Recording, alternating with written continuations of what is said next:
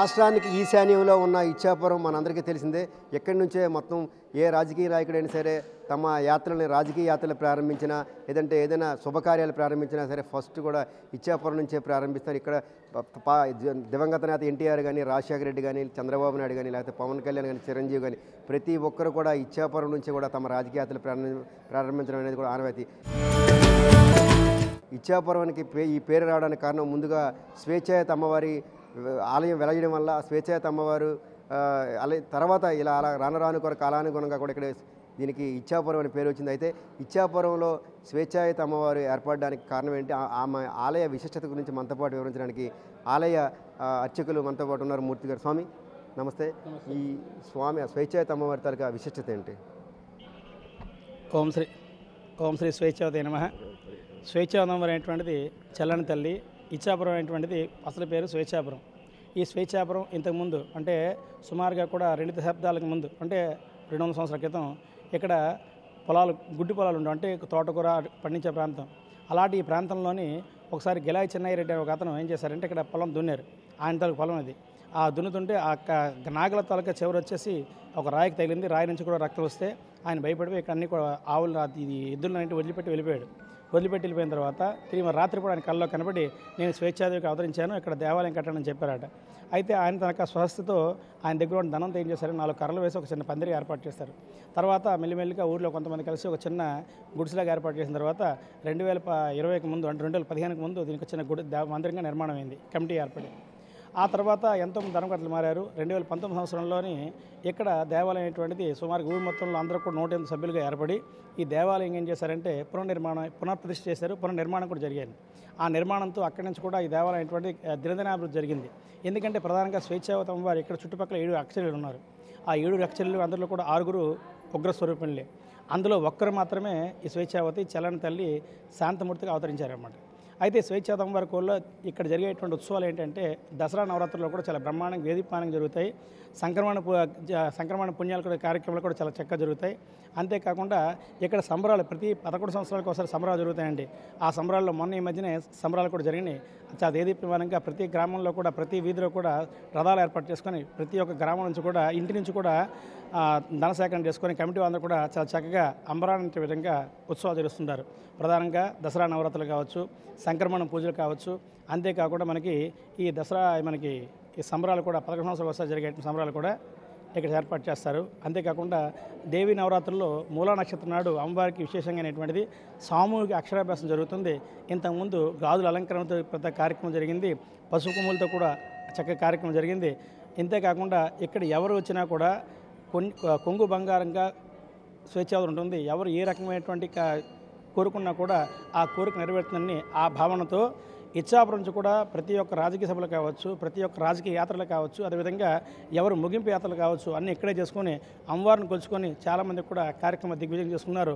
అందుకే స్వేచ్ఛాపురంకి తర్వాత ఇచ్చాపురంకి ఇచ్చా అంటే కోరిక నెరవేరుస్తుంది కాబట్టి ఆవిడ పేరు స్వేచ్ఛావతి. ఆ స్వేచ్ఛావతి తర్వాత పేరుగా ఇచ్చాపురం ఏర్పడింది. జై స్వేచ్ఛావతి. ఇప్పుడు ఇచ్చాపురంలో ఎందుకు ఇక్కడి నుంచే రాజకీయ నాయకులు తమ యాత్రలను ప్రారంభించడం కానీ ముగించడం చేస్తారు, కారణం ఏంటి?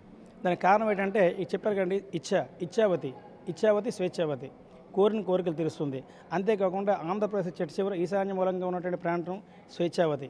ఈ స్వేచ్ఛావతి వారు కోరిన కోరిక నెరవేరుస్తుందని చెప్పి అందులో వాళ్ళ యొక్క అభిప్రాయంలో భాగంగానే ఏం జరిగినా కూడా దిగ్విజయం జరుగుతుంది. ఉదాహరణకి మనకి చెప్పాలంటే చాలా రాజకీయ యాత్రలుగా ఇక్కడ జరిగినాయి. ఇక్కడ అదేవిధంగా మనకి జగన్మోహన్ రెడ్డి గారు వచ్చారు, షర్మిల గారు వచ్చారు, అదేవిధంగా చంద్రబాబు నాయుడు పాదయాత్ర చేసుకుని వచ్చారు, అదేవిధంగా మనకి లోకేష్ గారు వచ్చారు. అందరు ప్రతి ఒక్కరు కూడా ఇక్కడ సభ ఏర్పాటు జరిగింది. ఎందుకంటే ఇక్కడ జరిగితే ఖచ్చితంగా కూడా ఇక్కడి నుంచి ప్రారంభించినట్లయితే ఎటువంటి ఆటంకాలు లేకుండా దిగ్విజయంగా కూడా ఏదైనా కూడా జరుగుతుందని చెప్పి నమ్మకంతో మాత్రం వచ్చి ఇక్కడ చేస్తున్నారు. కాబట్టి అమ్మవారికి ఆ రకమైన ఆవిడ ఇక్కడ బలుడు కూడా ఎక్కువ కోరదండి ఆవిడ. ఎందుకంటే స్వేచ్ఛావతి చల్లని తల్లి, ఆవిడ కోరికలు తీర్చే ఆవిడ. అంతేగాని ఇక్కడ ప్రధాన ఉగ్ర స్వరూపం మాత్రం కాదు ఆవిడ. అంతే. ఎటువంటి పూజలు జరుగుతాయి అమ్మవారికి జనరల్గా?